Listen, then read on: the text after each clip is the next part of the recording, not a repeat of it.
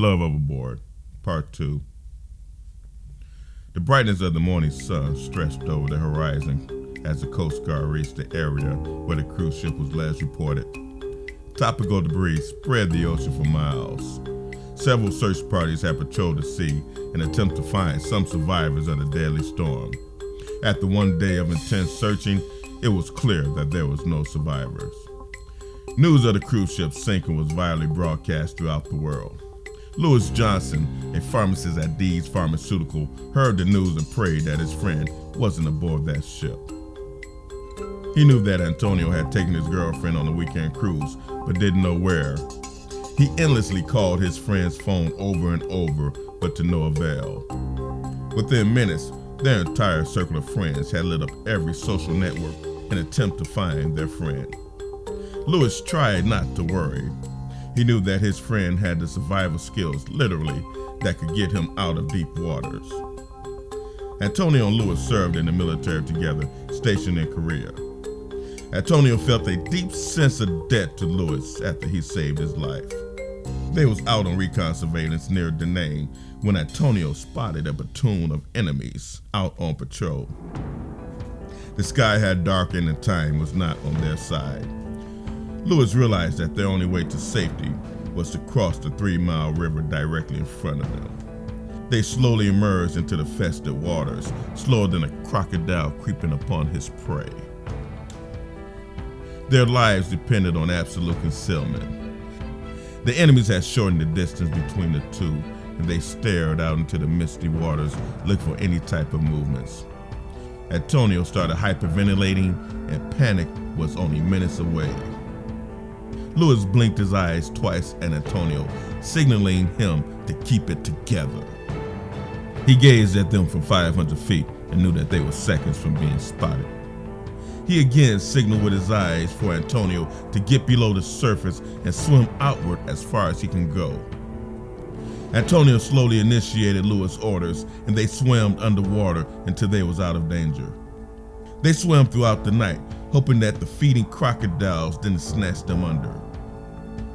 Lewis periodically told the rookie alone, assuring him that they was almost there. At the break of dawn, they safely crossed the 3-mile river.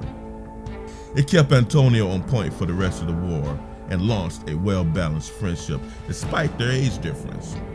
Antonio was 12 years younger than Lewis, who supplied him with the maturity that he needed, and Lewis, being 12 years older, was kept on his toes by Antonio's youthful activities.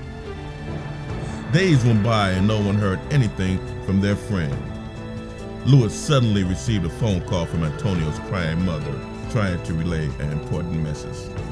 Lewis tried to assist her but didn't know if their minds was on the same page. In a confused, whimpering tone, she murmured that her son was aboard the ship that went down the Atlantic Ocean.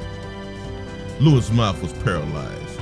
He thought that they had survived the worst thing this world could inflict upon them. He tried to fathom how a man could dodge thousands of bullets daily to come home and die on a cruise ship. He knew that his friend was out there somewhere trying to survive, trying to make it home, just like the old days. His mind rejected what Antonio's mother said, even though his heart came up with the same conclusion. She vented to Lewis for hours, and he had no idea what to say. He allowed her to release all the pain inside as he tossed in a few words of empathy. She dropped her cell phone, creating a loud crash, with tearful cries still ringing through the receiver. Lewis gently hung up the phone to give her the private time that she needed. He called his wife to inform her of the tragedy that had just happened. She didn't pick up the phone, but he knew that she was in New York City on business. She flew out on Friday, letting her husband know that she'll be back Monday morning. Lewis tried to leave her a message, but his words got caught up in his throat. The reality of his friend's death entered deeply into his mind, with no point of exit. His mind was 10 times past the level of its maximum capacity and needed a release. He attempted to call his wife again and again, and for the third and fourth time, it went straight into voicemail. He was about to leave a harsh few words for his wife when Michelle's number lit up his phone.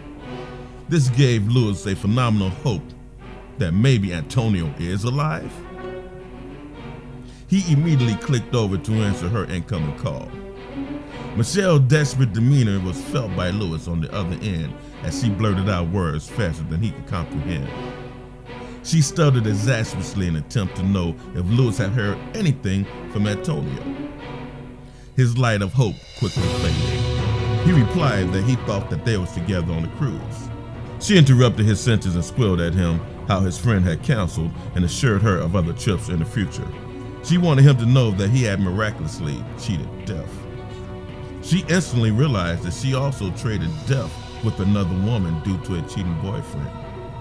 She started hyperventilating and wheezing, trying to wrap her mind around the woman that had died in her place. She didn't know whether to thank Antonio or continue cursing at him. Lewis ended the phone call as she picked the latter of the two options. His brain was on maximum severe overload and couldn't digest another morsel of information. He reached for a beer after being sober for 10 years since the war and cranked up his music to drown out his awful nightmares. He thought to himself, Antonio can't be dead. He just can't be. Lewis felt the hint of resentment towards Antonio at the worst time ever. Antonio was closer to Lewis than any of his family members, and he wondered why Antonio said nothing about the other woman. His mind entered into another galaxy as he thought, was it because she was really a he? He quickly exited that galaxy out of his mind and entered into a calmer space. Monday came and went, and no word from Lewis's wife. That was out of character for her not to inform him of her activities. Lewis was flabbergasted. He stepped in to handle all Antonio's final affairs requested by his mourning mother.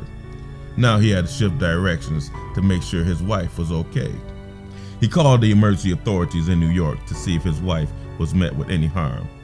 Lewis didn't receive any gratifying solution over the phone, and he quickly packed a few items and made travel arrangements to go to New York City.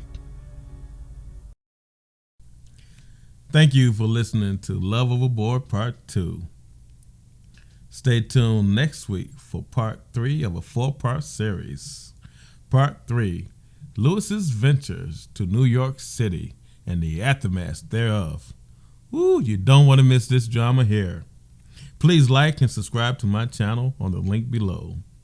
But in the meantime and in between time, stay in peace, show some love, and give a hug. God bless and be safe.